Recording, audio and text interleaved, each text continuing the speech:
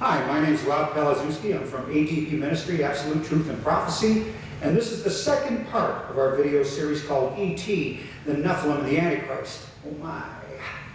In part one of this series, we looked at the scientific evidence for something being out there, some kind of UFO contact, alien beings.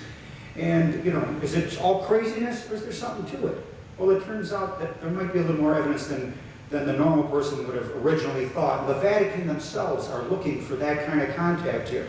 In fact, they are using not only their observatory, but the observatory next door to look through a telescope called Lucifer for just that kind of contact.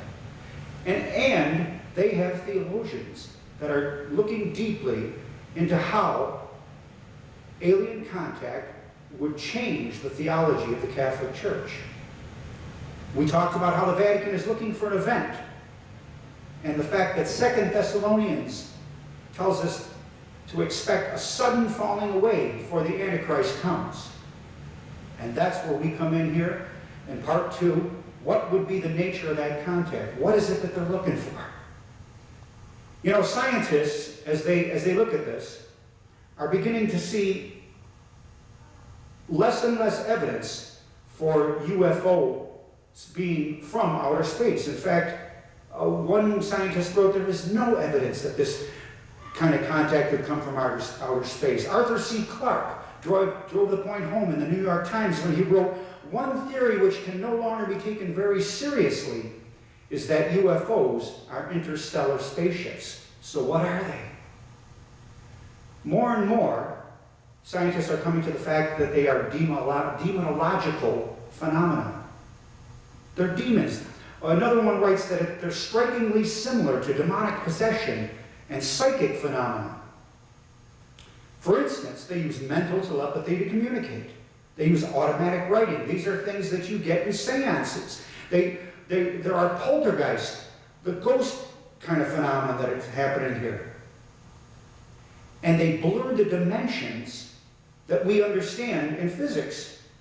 In fact, they defy physics. When you look at the UFOs, they make right-angle turns at ridiculously fast speeds that cannot be made according to physics. They disappear. They break off into many parts, or they combine into one part. All of this circles back to Genesis 6:4, and I'm just going to read a passage here. In Genesis 6:4, it says, "There were giants on the earth in those days." Other translations say Nephilim. "There were giants on the earth in those days and also afterward, when the sons of God came in to the daughters of men, and they bore children to them. Those were the mighty men who were of old, men of renown." The sons of God, B'nai Ha-Elohim, came into the daughters of men. That sounds like pretty crazy stuff. And what did they produce? They produced hybrid beings. And then one example would be Nimrod, the man who built the Tower of Babel. A hybrid being. In other ancient literature from neighboring countries, he is known as Gilgamesh.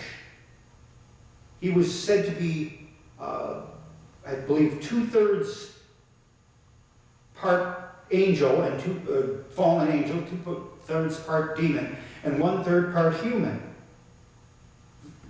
So they're producing these hybrid beings. It's interesting that the people who report that they have had experiences of being abducted by space aliens, that so much of what happened to them involved reproduction. And this reproduction was a common theme. This hybridization was a common theme of ancient religions going all the way back centuries and centuries before Christ.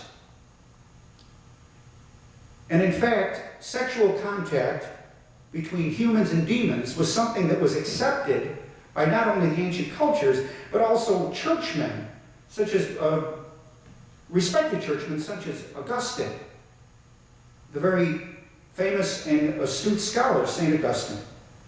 What was this all about? It was all about corrupting the seed that would lead to the Messiah.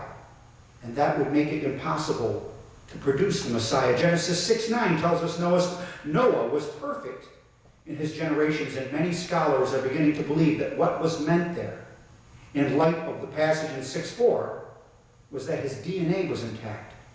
His generations were perfect. It's interesting that at the highest levels of Freemasonry, there is an understanding of all this, and it has been revealed that they are working for the coming of a New Age Messiah, a rival to the biblical Messiah.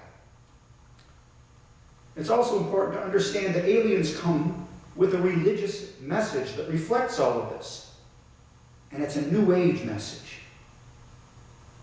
Mankind, for instance, was not created, but they were products of an alien culture, of an alien civilization. They were produced by genetic engineering. We know what's going on right now as we are working to alter DNA. Scientists are working on this right now to combine humans with various animals. I mean, many of you might remember the pigmen from the series in Seinfeld, 15, 20 years ago, whenever that was out. But it is not so far-fetched anymore because these beings have been created and allowed to grow in petri dishes and perhaps farther. Another thing that the New Age, that the religious message of the aliens is that the Bible is specifically wrong. It is the only religion that they pick out and say, no, the Bible is wrong about this and the Bible is wrong about that. According to them, though, all other religions are equal. They believe in evolution. They believe in avatars or possessing demon spirits. And they believe in a coming new age. These are satanic concepts that are all present during the tribulation. They believe the earth is a living being. Woo!